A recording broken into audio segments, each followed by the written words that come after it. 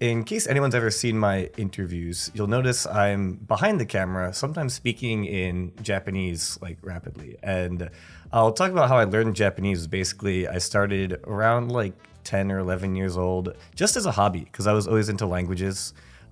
We learned Spanish in high school. I wanted to learn something far more complicated that could have like an interesting cultural aspect as well. So Japanese is a great choice in case anyone else wants to learn a language.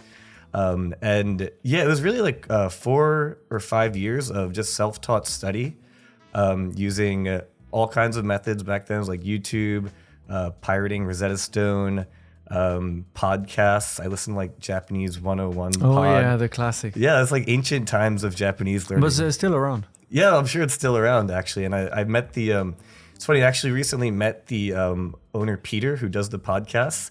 And I was like, that voice is so familiar. I was like, oh, it's from ancient times of learning that. So that's how I got started learning Japanese. And I actually, so it was a pretty long journey. I never actually really came to Japan until quite recently, 5 or 6 years ago. But I'd passed Japanese N1 around 10 years ago.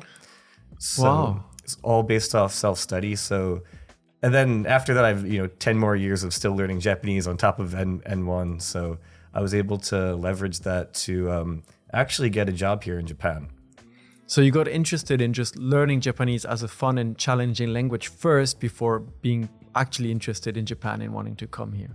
Yeah, absolutely. And the thing is, when you're learning the language, it's a bit tied to the culture as well. Like once you're learning, you'll find like anime and dramas that you can learn lines from. So you're like, okay, it's actually very worthwhile learning. But I didn't really know anything about Japan itself, to be honest. So When came the moment where you're like, oh, well, I speak pretty good Japanese and it's nice here back in New York, but I want to go to Japan?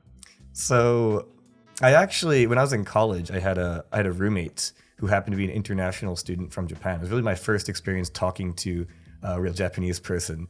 And that kind of like pushed my Japanese to the next level to be like super conversational.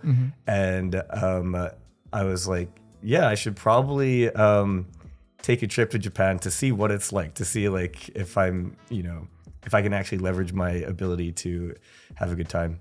So You're probably one of the first that kind of came to Japan really speaking really well Japanese and feeling comfortable from the day or the moment you got off the plane. I would say it's a pretty unique situation, which is why sometimes it's actually quite hard for me to give advice to other foreigners about like how they should come to Japan, how to learn Japanese. I really spent like a long time of secluded study of mastering the language just for my own enjoyment, before coming here. So I think my experience is actually quite different. Maybe that's the only way to reach that level of Japanese too, right? If you enjoy the process of learning that language. So my theories on language learning, a lot of people just say, oh, like immersion, just jump right in and, don't worry about like textbooks and stuff. But personally, like I like to really dig down into like grammar details and, systematically memorizing the kanji and having like a system using like flashcards like Anki to memorize everything. And now that I'm, say I'm in Japan already, I'm like too busy having fun and stuff to actually Study, yeah. to actually study it. I feel like that actually caps a lot of people's language learning, is because once they're here, they actually don't want to study that hard. So in my opinion, I think it's good to have a strong foundation before coming to any foreign country.